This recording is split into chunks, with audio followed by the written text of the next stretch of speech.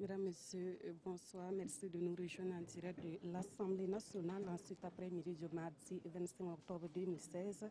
L'événement du jour ici à la représentation nationale, c'est bien la présentation des résultats de la commission d'enquête parlementaire sur la gestion des titres miniers et la responsabilité sociale des entreprises minières. Et comme son nom l'indique, cette commission a été créée en 2016 avec pour mission d'investiguer sur la gestion des titres miniers.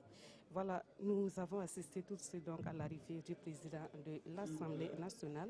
Alors, on va laisser donc les téléspectateurs suivre l'introduction. Ce matin, conformément à l'article 147 de notre règlement, nous avons écouté la commission parlementaire sur les titres miniers. Et le huis clos a autorisé la publication de ce rapport. Dès cet instant, je voudrais passer la parole à la commission d'enquête et procéder par la suite au débat sur les travaux de cette commission. Honorable député Tamboura, en tant que président de la commission d'enquête parlementaire, vous avez la parole pour restituer vos travaux.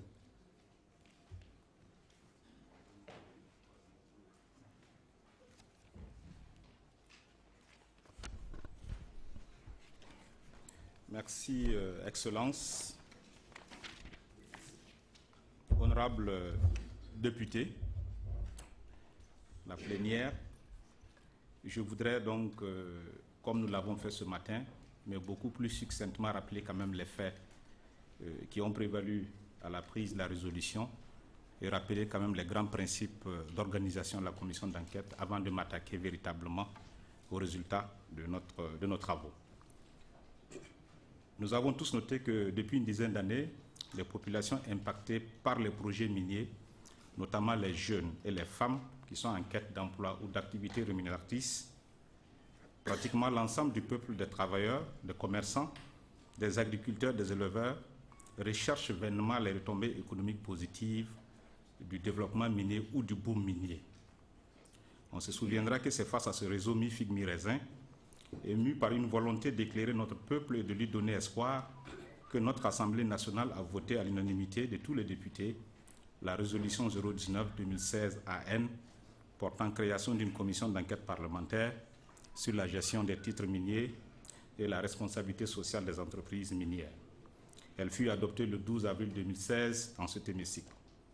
Conformément aux dispositions de l'article 3 de cette résolution, j'aimerais vous rappeler les missions et les objectifs de cette commission d'enquête parlementaire. Elle devait appréhender la pertinence économique et la traçabilité des flux des titres miniers délivrés, examiner la légalité des activités minières qui sont menées sur le territoire national, évaluer le respect des droits et obligations prévus par les cahiers de charges qui incombent aux titulaires des titres miniers, notamment les clauses liées à la promotion de l'emploi local, à la préservation et la restauration de l'environnement, à la destination finale des redevances versées aux communautés locales. Elle devait aussi évaluer les moyens de contrôle de l'État pour les engagements pris par les uns et les autres, notamment par les compagnies minières. La Commission devait estimer le montant des manques à gagner de l'État et des communes en termes de ressources financières à recouvrer liées aux droits et aux obligations. Elle devait situer la responsabilité des acteurs dans les dysfonctionnements relevés et elle devait enfin formuler des propositions et des recommandations en vue d'assainir la gestion des autorisations et titres miniers ainsi que la responsabilité sociale des entreprises minières. La Commission, sur ce fait, a mené ses travaux durant 3 mois, du 15 juin au 11 septembre 2016, et elle a procédé par des auditions individuelles ou en groupe focus. Environ 140 auditions ont été menées et ont concerné plus de 1400 personnes. Les auditions ont concerné les membres du gouvernement, les services techniques des ministères, des personnes ressources et les anciens ministres des Mines, le public à travers des personnes anonymes venues volontairement mettre des informations à la disposition de la commission d'enquête, les syndicats, les associations, les représentants des entreprises, les sociétés minières, les petits exploitants et petites corporations, les organisations de la société civile, les départements ministériels impactés. À l'issue des premières auditions, la commission d'enquête parlementaire a effectué des visites de terrain sur les sites miniers dans le but d'évaluer l'activité minière sur le plan du respect de la réglementation, de l'impact socio-économique et environnemental. Les visites terrain ont concerné 12 mines, 2 sites d'orpaillage, 3 sites semi-mécanisés et 2 sites de carrière. Ces visites terrain ont permis de recueillir l'avis des autorités administratives déconcentrées, des communautés affectées et des acteurs sur l'activité minière. Elle a permis d'identifier les bonnes et mauvaises pratiques en cours. Elle a permis aussi de vérifier le respect des clauses contractuelles et conventionnelles applicables. Elle a permis de faire une évaluation sommaire de l'impact environnemental de l'activité minière. En outre, la commission d'enquête parlementaire pour approfondir ses travaux a recruté des experts nationaux et internationaux pour lui donner des analyses pointues dans les domaines juridiques, fiscaux et comptables. La commission d'enquête parlementaire sur la gestion des titres miniers et la responsabilité sociale des entreprises minières adresse ses remerciements à l'ensemble des députés, à son Excellence, Monsieur le Président de l'Assemblée nationale, aux personnes morales et physiques qui ont apporté leur concours et soutien pour faciliter l'exercice de sa mission. Monsieur le Président, honorables députés, au terme de ces travaux, la commission d'enquête a relevé que notre pays a perdu pour son économie et sa population au bas mot 509 milliards 163 millions de francs CFA. Ces pertes cumulées ont été relevées par la Commission sur la période de 2005 à 2015. Elles sont essentiellement dues à la mauvaise gouvernance du secteur, à la mauvaise organisation de l'administration minière et à l'accaparement des leviers de l'économie minière pour des intérêts personnels et égoïstes. Honorables députés, je voudrais, à la suite de ce constat, que je qualifierais de conclusion générale de nos travaux, amorcer quelques points saillants des résultats de l'enquête pour terminer mon propos par des propositions de loi, de résolutions et de recommandations, après avoir bien sûr présenté le potentiel minier de notre pays et la situation des titres miniers, ainsi que les détails de ces pertes à notre économie. Sur le point de la situation du potentiel minier, une synthèse des indices gîtes et gisements mis en évidence montre que notre pays dispose dans son sous-sol 787 millions de tonnes de minerais, globalement, dont 152 millions de tonnes pour l'or, 131 millions de tonnes pour le phosphate, 100 millions pour le manganèse, 100 millions pour le marbre et 93 millions pour le calcaire. Dans le rapport général, vous noterez qu'il y a d'autres minerais. Je n'ai fait que citer les minerais qui ont un fort potentiel. Quant au titre minier, la Commission a relevé 314 permis de recherche valides à ce jour, 299 permis de recherche expirés et 49 permis retirés ou renoncés. Renoncer veut dire que ce sont les titulaires de ces permis qui ont signalé à l'administration qu'ils renonçaient à ces permis. 67 permis en attente de renouvellement et la Commission relève que les permis d'exploitation de grandes et petites mines sont au nombre de 18 et 47 permis d'exploitation artisanale sont actuellement valides. L'ensemble de ces permis et titres miniers couvrent environ 25% du territoire national. Sur les restes à recouvrer, je l'annonçais tantôt, et les manques à gagner, la situation générale de l'exploitation minière laisse apparaître une situation de manque à gagner et de restes à recouvrer. Excellence, vous me permettrez de commenter un petit tableau. Dans la colonne donc des manques à gagner ou des restes à recouvrer en ce qui concerne le Fonds de l'environnement, la Commission a estimé qu'il restait 14 milliards 840 millions de francs CFA à recouvrer par le gouvernement et cela devrait pouvoir se faire dans le meilleur délai. Le tableau que nous avons ici indique que pour le Fonds de réhabilitation de l'environnement, quelques mines ne sont pas à jour. Je voudrais peut-être citer quelques-unes. La Société des mines de Belaouro devrait encore 1 milliard 151 millions. Burkina Mining Company devrait 3 millions 592 000. Bissa Gold devrait 1 milliard 406 millions. Semafo, les données ne sont pas parvenues sur le montant. Kalsaka Mining, 69 millions. Nantou Mining, 3 milliards 400 millions de francs CFA. Et Sakan devrait 7 milliards 309 millions 643 000 10 francs CFA. Burkina Manganèse devrait 140 millions. Stremco, 96 millions. Le total de ces manques à gagner relatif au Fonds de préservation de l'environnement s'élève à 14 milliards 840 millions 750 000. Plus tard, dans un des faits saillants, je le rappellerai comment ce fonds a été retrouvé, donc les traces ont été retrouvées par la Commission.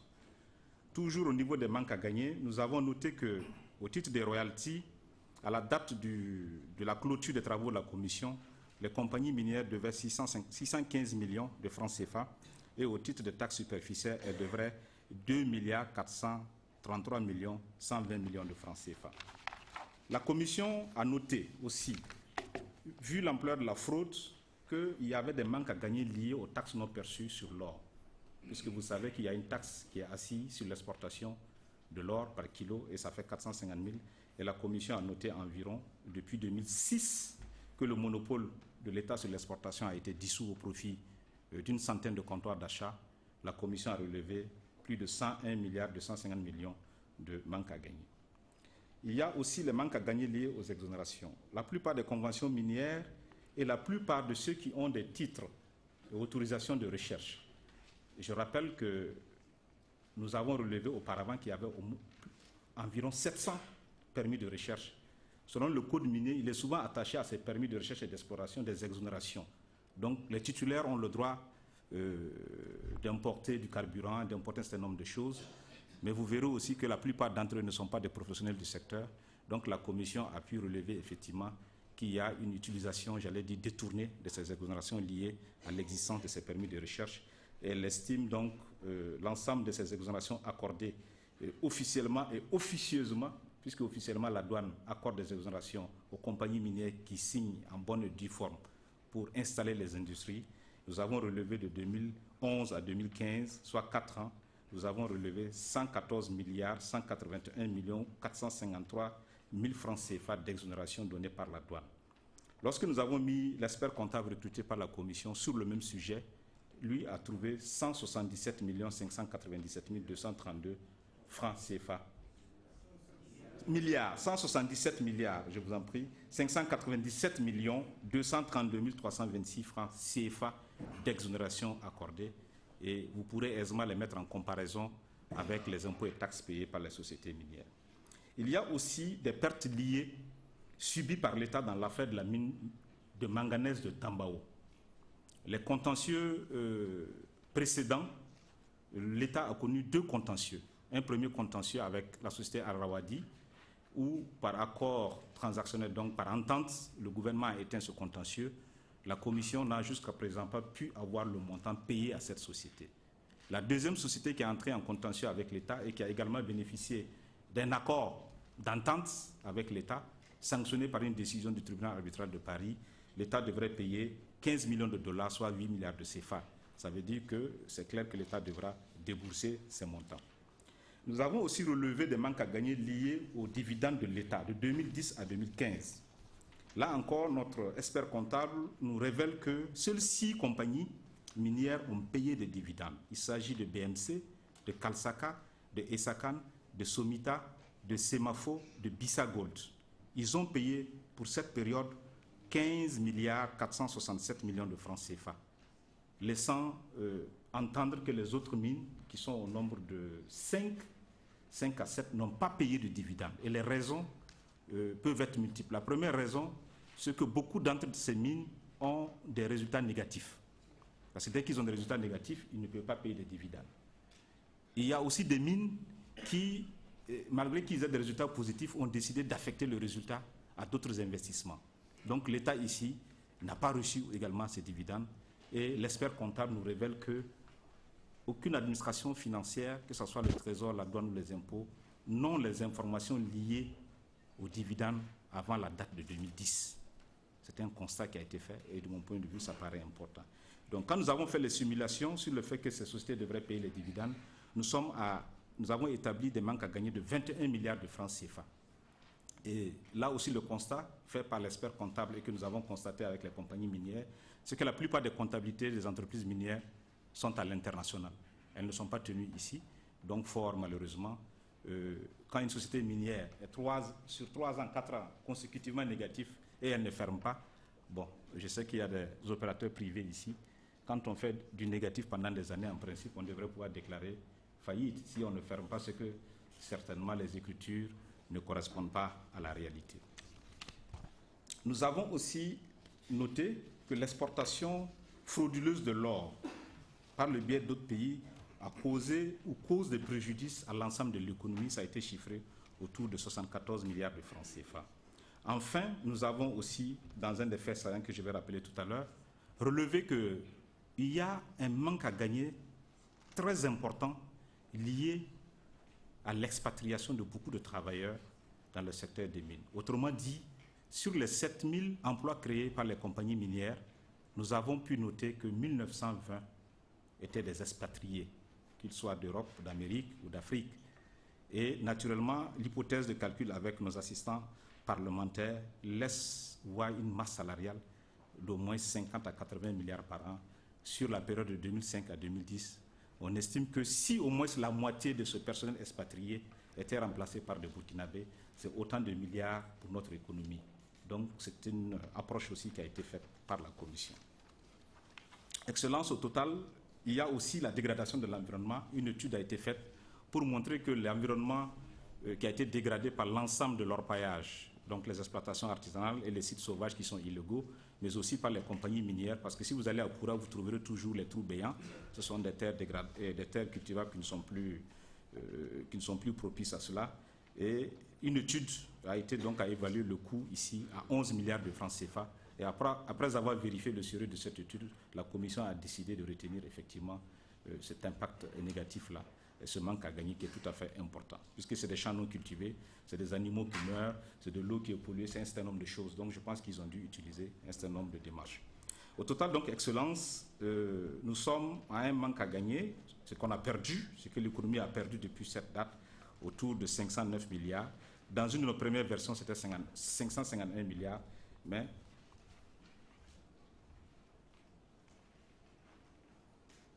d'accord. Madame le rapporteur, vous m'avez coupé.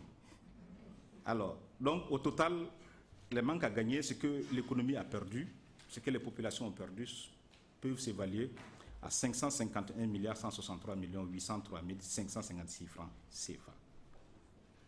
Dans un quatrième point, pour rappeler quelques faits saillants, puisqu'il s'agit de vous restituer ce que nous avons vu, ce que nous avons constaté, je m'en vais aborder quelques faits saillants. D'abord, quelques faits saillants sur le terrain.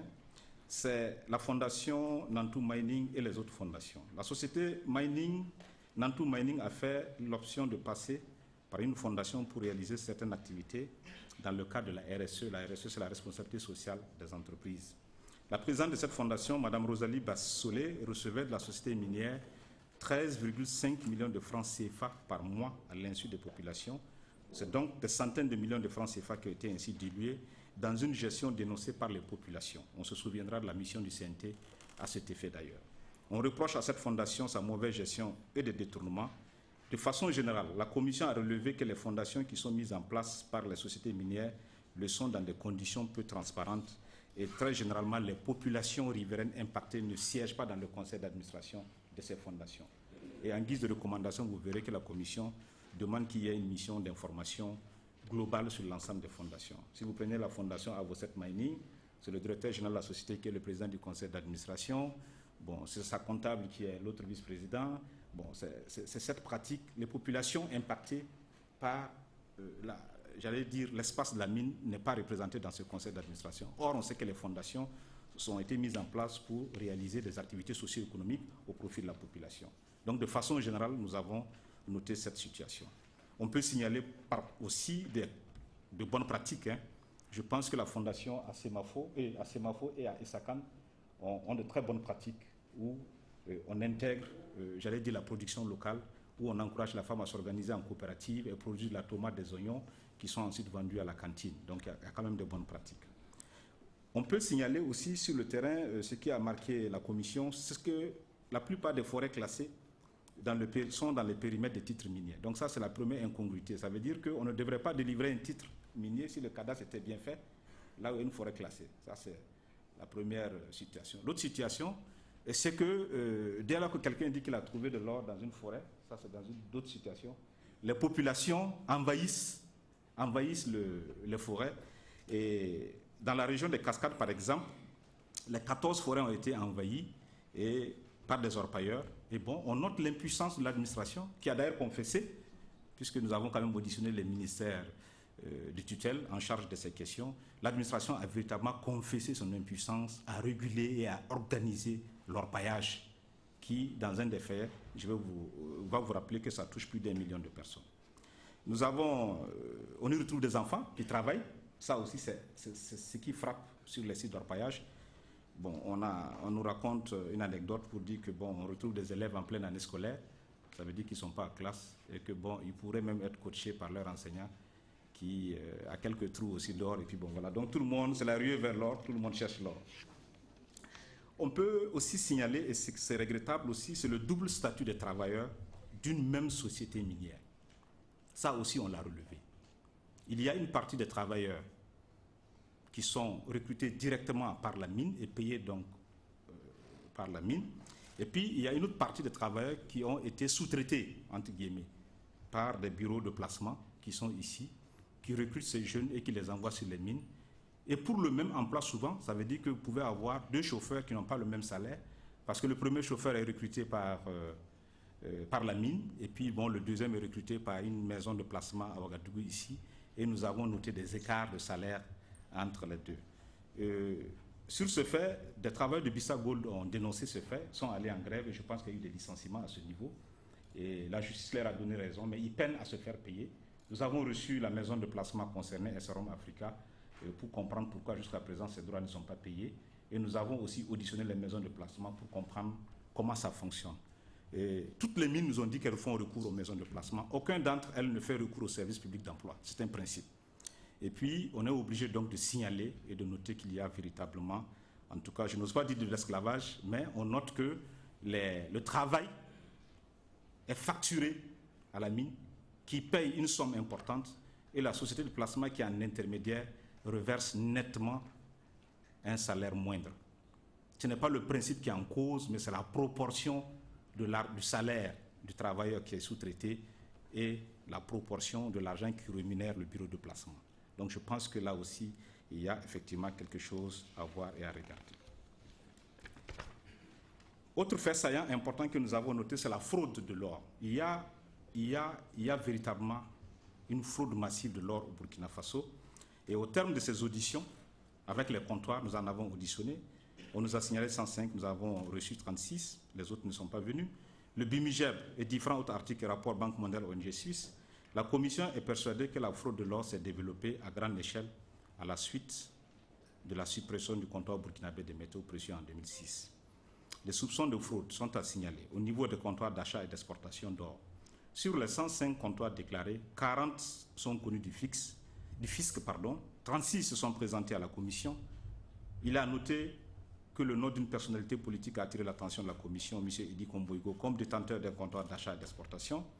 Les comptoirs déclarent une faible quantité d'or à l'exportation quand leurs propriétaires sont très riches en immeubles et en comptes bancaires, comme fait rapport de la BENAF, qui est la Brigade nationale anti-fraude. Les comptoirs auditionnés ne nient pas l'existence de la fraude. Nous les avons auditionnés ici même dans cette salle. Ils tentent plutôt de la justifier par le fait que les taux appliqués par le service des impôts, enfin la douane à l'exportation sur le kilogramme d'or est plus élevé dans la sous-région. Ils nous ont rappelé que pour exporter un kilo d'or au Burkina, il faut payer 450 000 francs. Quant au Mali, c'est peut-être 200 000, en Côte d'Ivoire 100 000, au Ghana un peu moins, au Togo un peu moins. Donc, au lieu de nous dire qu'ils ne fraudent pas, en fait, la vérité, c'est qu'ils disent, oui, on fraude, mais c'est parce que vos taxes sont très, très élevées. Alors, il ressort, en conclusion sur ce point, qu'un certain nombre de comptoirs doivent faire l'objet d'une attention particulière du ministère en charge des mines, des services de lutte contre la fraude et du service des impôts. Les responsables de ces comptoirs seraient détenteurs chacun de plus de 10 titres miniers. Ils font l'objet de redressements fiscaux à plusieurs milliards de francs CFA et leur nom revient le plus souvent dans les auditions et les enquêtes de terrain. Il s'agit de la Somika, ou M. Kindo Adama, 79 titres. Il s'agit de M. Pafarnam Seydou, 37 titres, et de Sawadogo Sayouba, 12 titres. Pour étayer la situation, nous prenons deux exemples. Suite à un article de l'ONG suisse sur la fraude de l'or au Burkina, la BENAF a mené des enquêtes en avril 2016 sur le comptoir des métaux précieux appartenant à M. Kindo Adama et a retenu contre lui les faits de non-enregistrement de 11 kilos d'or, puisque les comptoirs d'achat doivent tenir des registres Quand ils achètent de l'or, ils doivent le mentionner. Quand ils le vendent, ils le mentionnent. Quand ils l'exportent aussi, ils le mentionnent. Donc régulièrement, les services de l'État doivent demander ces registres et établir les quantités d'or achetées, vendues ou exportées. Et donc la BENAF lui a infligé une amende de 14 milliards de francs CFA. Jusqu'à cette date, il ne s'est pas acquitté à demander à payer 140 millions de francs CFA. Nous avons une lettre de la BENAF et de la CNP. K2. En 2014, la douane a saisi 77 kg d'or à l'aéroport de Ouaga et retenu contre M. Nicolas Pierre-Michel Dunod et Lika Karaberi les faits de tentative de fraude. Le jugement a eu lieu en décembre 2014 qui a prononcé la confiscation de l'or et une amende de 2 milliards. Un arrangement transactionnel entre ceux qui ont fraudé et l'administration en février 2015 a conduit au paiement de 2 milliards d'amendements à tempérament. Il fallait qu'ils payent 100 millions tout de suite et les 2 milliards plus tard. Et la vente de l'or par la BENAF pour plus d'1 milliard de francs CFA. Et à ce jour, 50% a été reversé au Trésor et les 50% doivent être partagés entre ceux qui ont aidé à saisir l'or. Des comptoirs d'achat fictifs sévissent dans l'ensemble du pays. Ils organisent la fraude vers les pays voisins. Ils achèteraient l'or au-dessus de son cours mondial. La commission soupçonne des opérations de blanchiment ou de financement d'organisations criminelles. Opération menée par la BENAF qui a saisi 12 kg d'or auprès de comptoirs fictifs tenus par un certain Zalé, nous n'avons pas pu avoir son prénom, disséminé dans la zone de Bobo du Lasso au cours d'une opération qui a duré 3 heures. 12 kilos, ça renvoie à près de 14 milliards de francs CFA. C'est juste pour imaginer un peu la mesure. De l'analyse donc des documents que nous avons et des statistiques, nous pouvons établir la fraude de l'or dans notre pays depuis qu'on a supprimé le monopole du CBMP et remplacé par les comptoirs. Et nous pouvons situer cette fraude entre 15 et 30 tonnes d'or, selon les informations que nous avons, à partir du BUMIGEP. Parce qu'en 2006, quand on supprimait, l'exportation de l'or par le Burkina était à 10 tonnes et demie qui étaient poinçonnées régulièrement par le BUMIGEP. Et puis, depuis 2006, jusqu'à maintenant, on n'a jamais dépassé 1 tonne et demie de poinçonnage. Or, les gens sont plus nombreux, ils sont 105. Il y a plus de 700 sites d'orpaillage. Donc, on considère quand même qu'il y a de l'or. Mais ce n'est pas poinçonné au niveau du BUMIGEP. Dernier point sur ce point de la fraude de l'or. En ce qui concerne les compagnies minières, donc je quitte le domaine de l'orpaillage, de l'exploitation artisanale, pour dire que dans le processus de production de l'or dans ces compagnies, les services de l'État burkinabé, la douane, les impôts, le BUMIGEP n'ont pas accès aux opérations de coulée d'or. Ils assistent cependant à la pesée et avant l'expédition à l'étranger, il est procédé à la vérification des documents assignés et pendant que toute la production est mise sous scellé. L'absence des représentants de l'État lors de la coulée et le raffinage à l'étranger en Suisse, notamment, permettent d'émettre des doutes sur les quantités et qualités d'or telles qu'elles sont présentées au fisc burkinabé. Donc je rappelle que les 12 compagnies qui produisent de l'or font de la pesée. À cette pesée n'assistent pas nos services. On leur montre des documents pour dire que on sort de la coulée peut-être 10 kilos de telle teneur, et puis la douane signe, les impôts signent, et puis ils amènent ce tort en Suisse, puisque la principale raffinerie se trouve en Suisse. Arrivé en Suisse, on raffine, donc on déleste l'or, peut-être de ses déchets, tout simplement. Et c'est la compagnie qui ramène donc les déclarations pour dire, c'est vrai que je suis sorti avec 20 kilos, mais en vérité, après le raffinage, nous sommes à 12 kilos. La teneur qui était de temps n'était pas vraiment à temps, mais plutôt de temps. Donc c'est clair, évidemment, que si c'est déclaratif, on pense que le principe de minoration est de rigueur ici. Donc je pense que là aussi, il faut regarder. Et je rappelle qu'il y a 11 mines d'exploitation d'or. Donc c'est important. Autre fait saillant, excellent, c'est sur la spéculation des titres miniers. Ce matin, dans le rapport de synthèse, et tout de suite quand j'ai indiqué les nombres de titres, valides ou non valides, depuis 2005, 700 permis de recherche auraient été délivrés. 700 permis. Nous avons constaté que la plupart de ces permis délivrés ne sont pas donnés à des professionnels du secteur. C'est donné peut-être à des bouchers, c'est donné peut-être à un fonctionnaire. Ce n'est pas des professionnels du secteur. Ça, c'est une donnée. Deuxième information, la plupart des mines actuellement en production n'ont jamais demandé de permis de recherche. Ils se sont toujours contentés de l'acheter. Ils attendent de l'acheter avec quelqu'un. Donc eux-mêmes ne demandent pas comme le Burkinabé, alors qu'ils peuvent le faire, tout simplement, puisqu'ils sont quand même des professionnels du secteur. Troisième information la plus importante, les permis de recherche ciblant une zone dont le minerai est plus ou moins évident, parce qu'il y a des travaux préliminaires qui sont faits par le BUMIGEP. Donc on sait à peu près où se trouve l'or en vérité.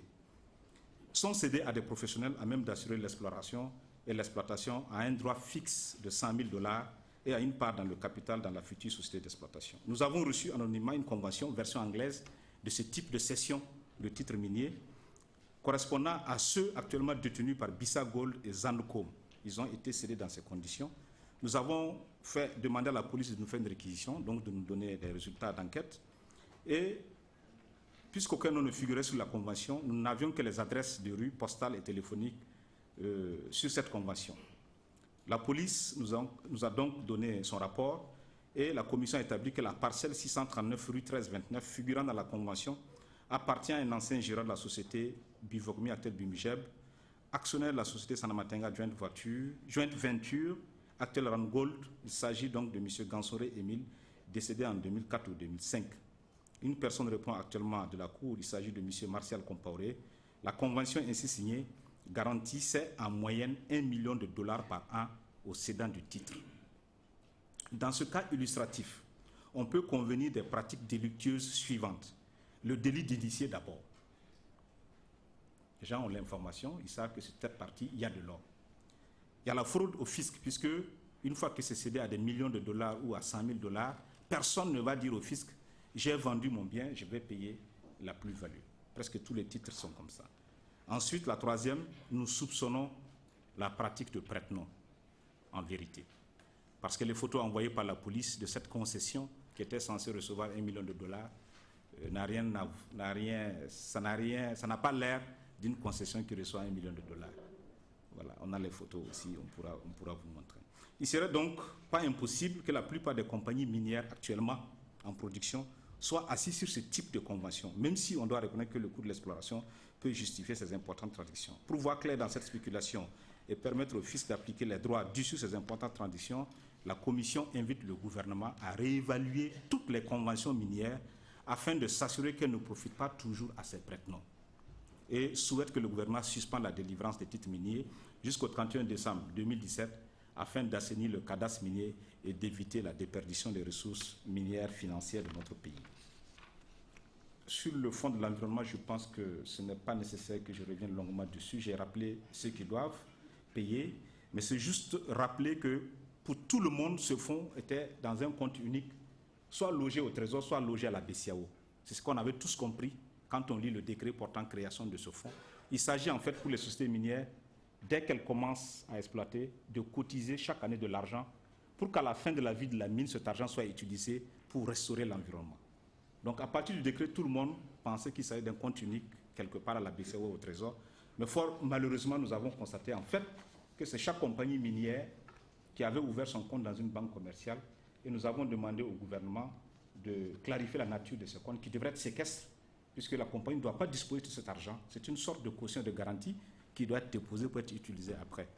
Et nous avons eu connaissance de ce fonds d'ailleurs de façon fortuite, puisque c'est au cours de nos auditions qu'une personne auditionnée nous a fortuitement donné le nombre, le numéro des comptes dans les banques.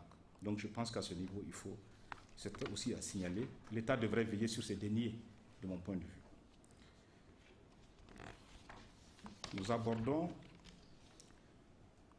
alors le poids exceptionnel de travailleurs expatriés, ça c'est un problème qui alimente la cristallisation sociale.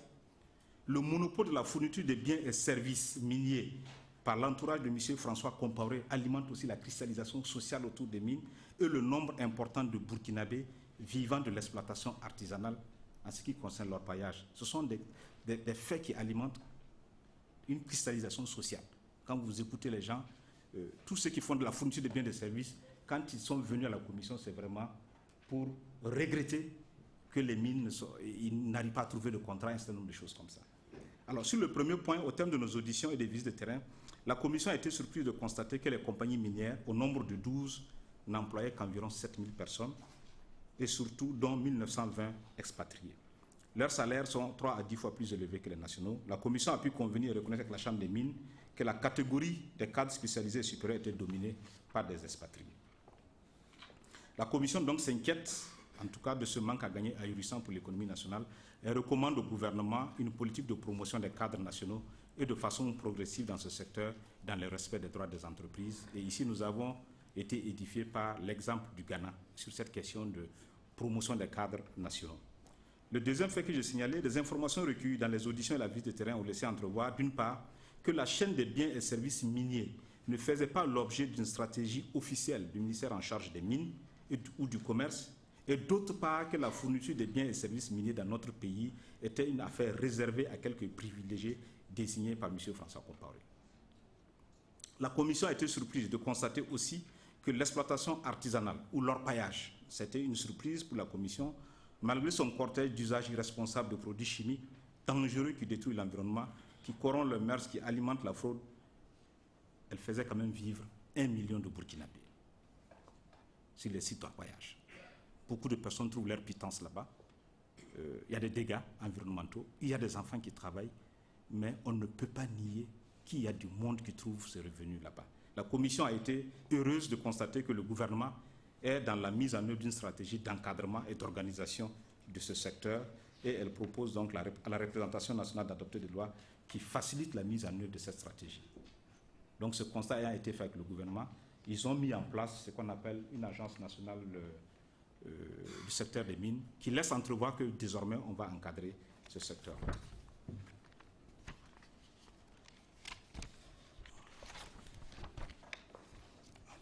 Alors, les calcaires de Tinrassan. Le site de calcaire de Tinrassan constitue un important potentiel minier non valorisé. Sa valorisation serait d'un grand apport pour l'économie nationale puisqu'il constitue la matière première pour de nombreux cimenteries de notre pays. Le site a été morcelé en 5 blocs en mai 2013 par un conseil des ministres et a fait l'objet d'attributions de recherche pour 2 sites à Diamond Cement en 2013, un titre à Simafo délivré le 31 décembre 2015 et 2 titres à Simasso délivrés le 1er juillet 2016. La commission s'étonne de la célérité du gouvernement en 2013. 2 points, la décision de morcellement, la constitution des demandes par Diamond et les attributions différentes, tout s'est fait dans une foulée de moins d'1 mois entre la décision du conseil des ministres. La commission s'interroge aussi sur l'octroi d'un permis le 31 décembre 2015, en l'absence d'un gouvernement, même si les affaires courantes devaient être tenues. Et la commission s'inquiète de l'octroi de 2 permis de recherche à Simasso en juillet 2016 par la Commission nationale des mines, alors que les auditions avec la commission d'enquête se déroulaient, puisque nous sommes en juillet 2016, sans que ces faits ne soient signalés à la commission. Donc tout naturellement, nous avons été surpris et nous avons relevé ce fait auprès de la Commission nationale des mines.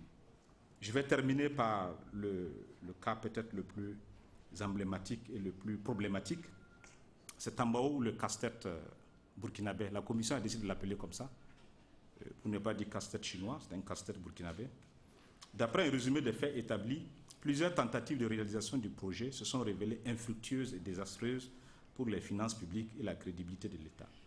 Ainsi, avant l'octroi à Pan-African Tambao, Pan-African Burkina, des droits sur le projet en 2012 et 2014, suite à un appel d'offres lancé le 5 janvier 2012, des protocoles d'accord ont été signés avec la société Wadi et Raouda le 3 avril 2007. Retenez les dates et la succession des dates.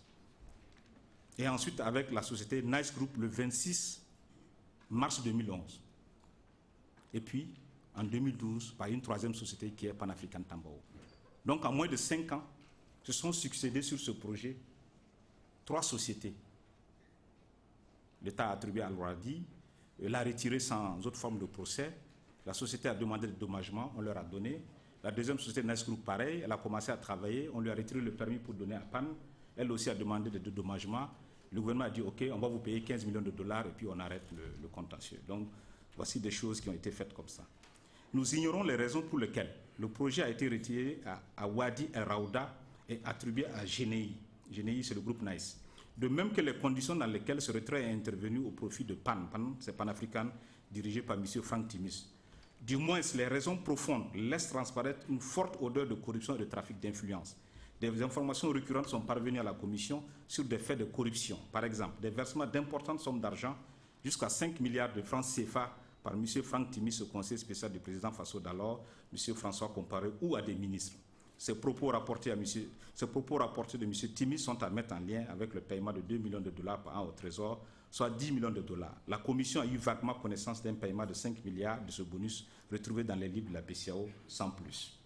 Aux 2 précédents contentieux, donc, avec Aradi et GNI, où l'État, par ses ministres des Mines et des Finances, s'est engagé à payer des milliards de francs CFA à titre de dommages.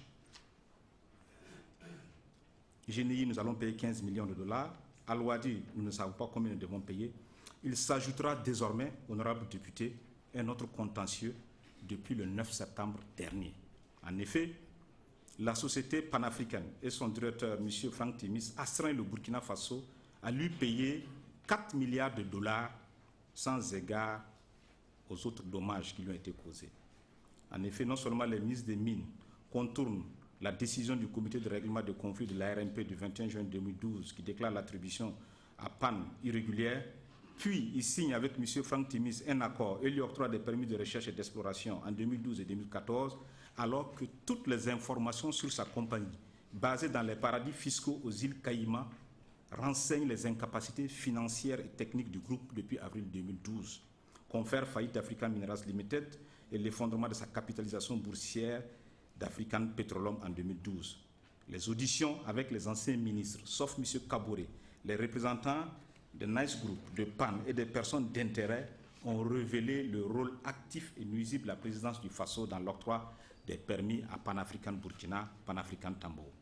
Une audition d'anciens ministres révèle d'ailleurs que certains opérateurs sur le projet Tambao ont été introduits par le ministre des Affaires étrangères d'alors, M. Djibril Bassolé et Adia Elisata Ouedraogo.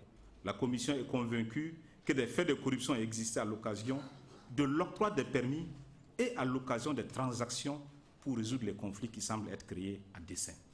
Cette gestion calamiteuse du dossier Tambao a fait perdre à notre pays des milliards et ternit surtout son image. Et elle ne peut se justifier que par des actes de corruption et d'interférence mus par des intérêts personnels contre ceux du peuple et de l'État. Au regard de cet imbroglio juridique qui a causé et continue de causer des dommages financiers et moraux à notre État, la Commission propose une recommandation et une résolution pour un traitement judiciaire de ce dossier. Le gouvernement recommande au gouvernement, aux fins d'ouverture d'une information judiciaire sur le dossier Tambao contre les anciens ministres des Mines, Finances, le Bureau économique de la présidence du Faso de 2005 à 2014, que sont M. Abdul Kader Sissé, Lucien Noël Bebamba et François Compaoré, et des poursuites judiciaires contre M. Franck Timis, ancien PDG de PAN, PAB, PAT pour fait de corruption. PAN, c'est Pan-African. PAB, c'est Pan-African Burkina. PAT, c'est Pan-African Tambao. C'est le nom de la même société. Il y a 3 noms pour la même société. Et la commission propose à la plénière une résolution portant mise en accusation de l'ancien ministre chargé des Mines, M. Salif Kaboré, pour sa responsabilité avérée avec des preuves dans le dossier Tambao. Excellence, Monsieur le Président de l'Assemblée nationale, honorables députés, la Commission, au terme de ses travaux, a rédigé ou entend proposer 6 propositions de loi, 4 recommandations et 2 résolutions. Une proposition de loi portant institution d'une déclaration annuelle du gouvernement sur les conventions minières et l'exploitation minière au Burkina Faso. Parce que si on ne le fait pas, les ressources naturelles étant non renouvelables, étant également importantes, je vous ai donné le potentiel minier, il y a 52 millions de tonnes de potentiel en matière d'or, et je pense effectivement que le Parlement devrait pouvoir exercer son pouvoir de contrôle sur les conventions minières. Nous proposons aussi une proposition de loi portant institution d'un fonds de solidarité pour les générations futures, afin de prélever 5% des recettes fiscales minières au profit de ce fonds pour les générations futures. L'explication est tout aussi simple. Ce sont des ressources naturelles qui ne se renouvellent pas. Nous avons le devoir et nous avons l'obligation de ne pas tenir compte des générations futures dans cette situation. Nous avons l'obligation de tenir compte des générations futures. Merci, honorable Koulibaly. Une proposition de loi portant commercialisation de l'or et restauration du monopole de son exportation. Vous avez vu l'ampleur de la fraude. Si on ne déclare pas que l'exportation de l'or est désormais le monopole de l'État, et je vous assure qu'on continuera à perdre ces centaines de milliards. Mais on a beau baisser les taxes, la fraude va continuer. Une proposition de loi portant modification du Code de travail. Parce que vous avez vu tous les conflits de travail qu'il y a sur les sites. La Commission a estimé qu'elle pouvait regarder à ce niveau et apporter donc des modifications afin que désormais il ne soit plus possible que dans une entreprise, il y ait 2 statuts de travailleurs. En principe, dans une entreprise, on devrait avoir un seul statut de travailleur et ça nous permettra aussi de clarifier le rôle et le mode de rétribution des agences de placement. puisque jusqu'à présent, le Code du travail ne permet pas de le faire. Une proposition de loi portant interdiction du travail des enfants dans les sites d'exploitation minière et des carrières. Là aussi, je pense que les visites terrain nous ont montré que sur la plupart des sites d'orpaillage, il y a beaucoup d'enfants qui désertent les classes, qui désertent les écoles. Et je pense qu'il faut sévir, il faut en tout cas prendre des dispositions pour que cela cesse. Une proposition de loi portant répression des actes de dégradation de l'environnement par l'exploitation minière au Burkina Faso, parce que vu l'ampleur, ce que nous avons vu, on s'est rendu compte que le fonds de préservation de l'environnement ne suffira pas. Il faut y mettre des dispositions pénales qui font qu'on peut interpeller une mine, on peut interpeller des orpailleurs pour la réparation sur l'environnement qu'ils ont contribué à dégrader. Pour les résolutions, elles sont au nombre de 2. C'est la résolution portant mise en place d'un comité de suivi des recommandations de la commission d'enquête, parce que nous pensons effectivement qu'il faut suivre avec le gouvernement pour s'assurer que les recommandations sont prises en compte et que les choses se passent bien. Nous l'avons fait pour la commission d'enquête sur le foncier. Je pense qu'il est de bon ton que pour cette commission-ci aussi, nous mettions en place un comité de suivi. Une recommandation au gouvernement pour le retrait du permis d'exploitation de Tambao à Panafrican sur la base de l'article 34 du Code minier de 2003, au regard des faits que j'ai indiqués. Une recommandation au gouvernement aux fins d'annulation de tous les permis sur Tinrasan et l'ouverture d'une procédure publique et transparente d'attribution de permis à des opérateurs autres que les cimenteries. Là aussi, je vous ai rappelé toute la célérité qu'il y a eu pour octroyer des blocs à des cimenteries et dans quelles conditions. Une recommandation au gouvernement pour la création d'une société de patrimoine des mines au Burkina Faso, parce que nous sommes à 12 mines. On a des administrateurs, ils ne rendent pas compte à l'État. Vous avez vu qu'il y a des résultats négatifs. On ne sait pas ce que font les administrateurs. Il y a des affectations de résultats dans les sociétés minières. On ne sait pas quelles sont les instructions données par le gouvernement, alors que vous savez qu'une fois qu'une convention minière est signée, l'État est actionnaire à hauteur de 10%. Et le portefeuille est si important que, de notre point de vue, il faut créer une société de patrimoine minier pour quand même, avec compétence, on puisse gérer notre participation à ces différentes sociétés minières qui ne sont pas des enfants de cœur, vous savez, qui sont très compétents et très outillés. Recommandation donc au gouvernement aux fins d'ouverture d'une information judiciaire sur le dossier Tambao, je l'avais dit, contre les anciens ministres des Mines et Finances, M. Abdelkader Cissé, Lucien Noël Marie Bebamba et François Compaoré, et des poursuites judiciaires contre M. Franck Timis, ancien PDG de PAN, pour faire de corruption. Et enfin, une dernière résolution portant mise en accusation de l'ancien ministre chargé des Mines, M. Salif Kaboré, pour sa responsabilité dans le dossier Tambao. Je ne voudrais pas terminer, Excellence, sans, en tout cas, faire une mention spéciale au commissaire, puisque nous avons été 10 désignés par l'Assemblée nationale, représentant la majorité et l'opposition, pour conduire les travaux de cette commission. Je voudrais pouvoir donc les appeler et les présenter à la plénière, afin que nous puissions ensemble les remercier, parce que certes nous étions différents, mais bon, comme les doigts de la main, nous avons été complémentaires jusqu'au bout. Je voudrais donc, avec votre permission, appeler le député Tapsoba Alexandre Sibian Ousmane, représentant le groupe parlementaire MPP. Monsieur Ousmane Alpha, groupe parlementaire MPP. Monsieur Ouedraogo Bachir Ismaël, groupe parlementaire MPP. Le groupe parlementaire UPC, représenté par Madame Zongo Yanogo Karigia, notre rapporteur général. Et Monsieur Koulibaly Ladi, représentant l'UPC. C'était le mobilisateur de la commission. Et au titre du groupe parlementaire Burkina Lim, Maître Sankara Benewende Stanislas, en sa qualité de vice-président. Et puis M. Bagara Michel, le député de Perquois, représentant le groupe parlementaire CDP, M. Savadogo Wenden Pisdi Paul, notre universitaire chercheur. Et puis enfin, le groupe parlementaire Paix, Justice et Réconciliation nationale, M. Somé Gounion Bernard, rapporteur général adjoint. Naturellement, je ne m'oublie pas, moi-même Tamboura Ouseni, président de la commission. Merci, Excellence.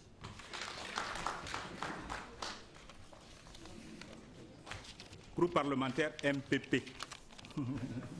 Merci, Excellence. Merci au président de la commission d'enquête parlementaire. Je voudrais à présent remettre la parole aux honorables députés pour leur demande d'explication ou leurs interventions. Donc, nous commençons. Nous avons déjà enregistré la liste des intervenants ce matin. Donc, nous allons passer de suite la parole aux députés inscrits. Nous avons d'abord l'honorable Soso Adama. Soso, oui. Vous avez la parole. Merci, Président. En tant que premier intervenant sur la liste, je me fais le devoir de remercier la Commission et surtout de les féliciter pour le travail qui a été fait. Et on se demande si l'Assemblée ne créait pas donc de commission d'enquête, est-ce que véritablement ceux qui sont en charge aujourd'hui de gérer, notamment donc le gouvernement, se soucient des problèmes? Parce que au vu des difficultés qui ont été évoquées, je m'attendais à ce qu'on cite dans les rapports que le ministre s'était déjà saisi de certains dossiers et qu'au vu de l'étude, de la connaissance qu'il avait du domaine, il y avait des poursuites ou bien en tout cas des engagements qui avaient été menés pour pouvoir résoudre certains problèmes. Mais malheureusement, ils sont assis à la même table et pire, on constate qu'il y a des contrats qui ont été encore, ou bien des conventions qui ont été signées, ce qui pose un sérieux problème. Maintenant, pour ce qui est de la question, des questions, dans le rapport, je n'ai pas vu paraître la question de l'ITIE. On sait que le Burkina Faso avait adhéré à l'ITIE, je crois que c'est en 2008. Et on se rappelle qu'en 2013, justement, donc, il y avait un rapport qui avait été produit qui nous disait que nous étions un État conforme. Alors, au vu de tout ce qu'on vient de dire, je me pose véritablement la question sur la sincérité du travail qui a été fait au niveau de cette institution. Et je demande à la Commission quelle appréciation est-ce qu'ils ont fait donc des rapports si effectivement donc la Commission l'ITIE a été auditionnée. Ensuite, je voudrais également me poser des questions par rapport au manque à gagner des 551 milliards de francs qui ont été annoncés. Je ne doute pas du tout de ces chiffres, mais j'aurais souhaité qu'on nous confirme que c'est des chiffres vérifiés. Parce que nous avons vu tout à l'heure avec la commission d'enquête sur le foncier, où les chiffres qui avaient été donnés ont commencé à être contestés. Je pense que nous sommes une institution assez sérieuse pour pouvoir faire des évaluations, comme dirait quelqu'un, pour travailler au pifomètre. Donc, je suppose que les chiffres qui sont donnés sont vérifiés. Donc, si la commission peut nous rassurer. Ensuite, j'allais appuyer, même si dans le rapport que j'ai eu, ce n'est pas explicite, que le comptoir burkinabé des métaux précieux soit réinstallé.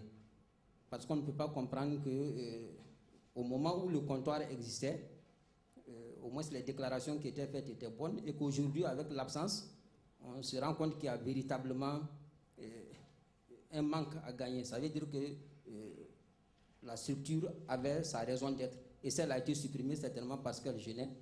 Et je pense qu'il faut réfléchir, même si on sait qu'actuellement, il y a une structure semblable qui semble être créée, mais elle ne joue pas exactement le même rôle. Maintenant, je voudrais également me poser la question. Sur les 105 comptoirs d'achat, on constate qu'il n'y a que 36 qui ont répondu. Je crois qu'à ce niveau également, il faut que nos commissions d'enquête soient beaucoup plus respectées.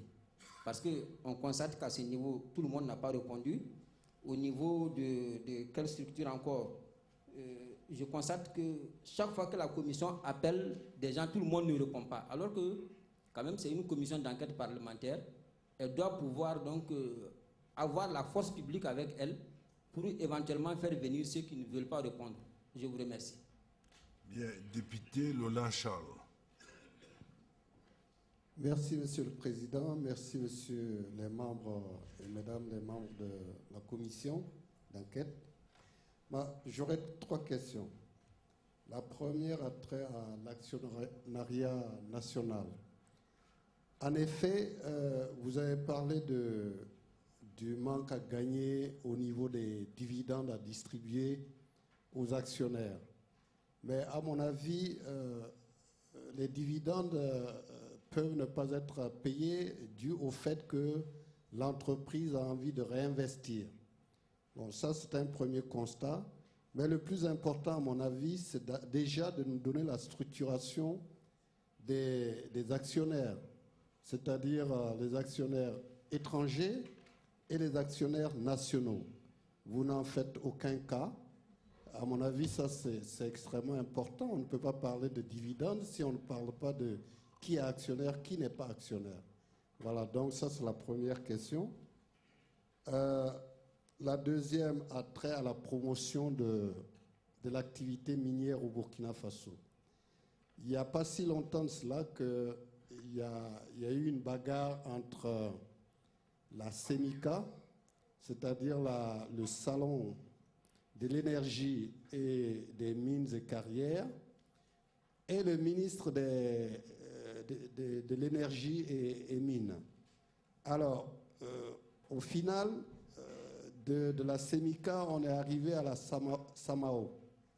Alors, qu'en est-il exactement? Est-ce que votre curiosité vous a amené à essayer de comprendre quelque chose dans cette bagarre? Voilà, ça c'est la deuxième question. La troisième, c'est le fonds de réhabilitation des mines. Hein. Alors, quand on sait que l'environnement est fortement dégradé par l'activité minière, tous les produits chimiques et autres, en surface d'abord, et l'effet sur les nappes phréatiques. Alors, quels sont les critères, d'après vous, qui ont guidé à l'établissement de ce fonds de réhabilitation? Et si vous les connaissez, les considériez-vous suffisants? Est-ce qu'ils sont adaptables à la réhabilitation après le passage de l'activité minière? Est-ce que nos sols et nos nappes phréatiques peuvent-elles être réhabilités de manière convenable? Je vous remercie.